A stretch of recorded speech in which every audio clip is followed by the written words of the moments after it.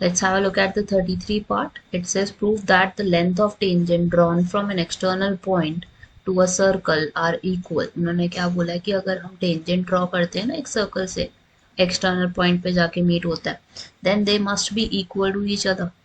सो ये लेट्स से कि हमारा एक टेंजेंट यहाँ से ड्रॉ किया, दूसरा टेंजेंट यहाँ से ड्रॉ किया हमने.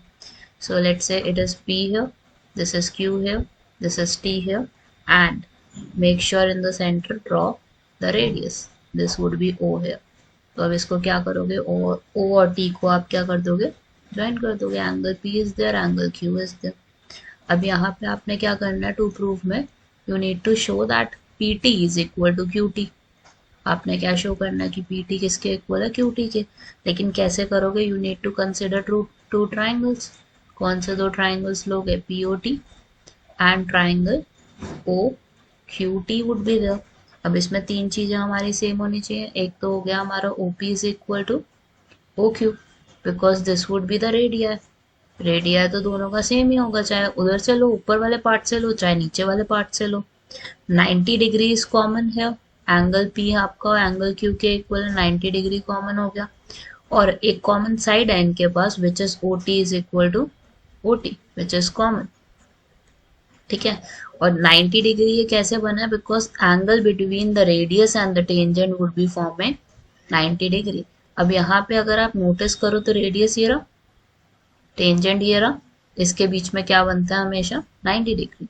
Then I can understand that these two sides, now these two triangles are equal. We can say that we have made it equal with RHS.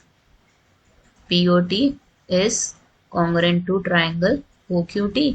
और अगर congruent है तो इसका मतलब क्या हो गया, RHS हो गया. एक तो ये पहली बात. दूसरी बात, अगर ये congruent है तो इसका मतलब क्या है, their sides or their angles, all of the angles, corresponding angles और corresponding sides would be equal. तो फाइनली हम क्या लिख सकते हैं इन द एंड कि PT हमारा किसके इक्वल होगा, QT के. And by which theorem, by CPCT. Then I need to use the above result and find the length BC of triangle ABC.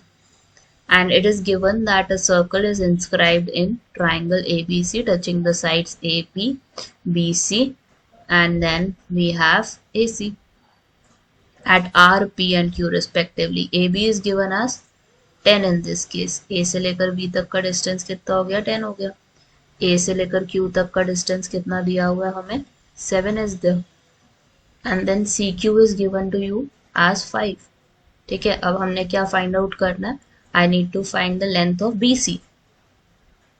यहाँ पे BC की लेंथ आपने फाइंड आउट करनी है. So very simple to do.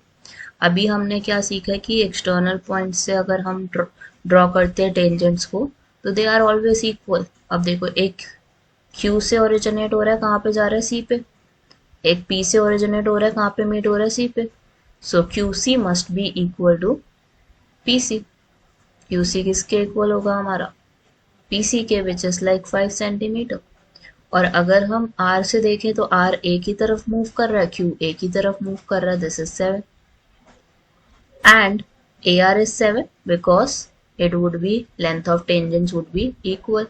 AR is equal to AQ which is 7. अब बात आती है आपकी BR की. टोटल अगर AB हमारा 10 है तो BR हमारा कितना होगा, 7वां हिस्सा वो है AR, तो हमारा RB कितना हो गया, 3 हो गया. तो सबसे पहले आप क्या लिखोगे, हमें निकालना क्या, let's say I need to find BR.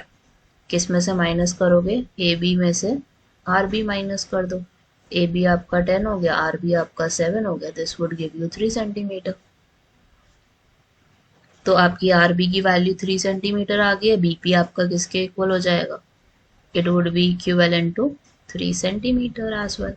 क्यों, because length of the tangents are equal. अब यहाँ पे लेकिन फाइनली हमें निकालना क्या था, रिजल्ट में लेंथ BC निकालना था ना. So BC is nothing but it would be equal to BP plus PC. एंड BP क्या है इस सिचुएशन में, हमारा 3 है और PC क्या है हमारा 5 है.